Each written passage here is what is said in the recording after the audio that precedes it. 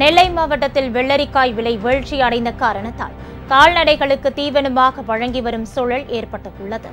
நெல்லை மாவட்டம் ராதாபுரம், வள்ளியூர், பனக்குடி உள்ளிட்ட சுற்றுவட்டார பகுதிகளில் சொட்டு நீர் பாசனம் மூலம் வெள்ளரிக்காய் அதிக அளவில் சாகுபடி செய்யப்பட்டு வருகிறது.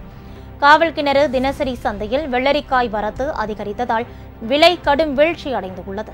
கடந்த மாதம் 25 ரூபாய் வரை விற்பனை செய்யப்பட்ட வெள்ளரிக்காய் தற்போது கிலோ 6 ரூபாய்க்கு விற்பனை செய்யப்பட்டு வருகிறது.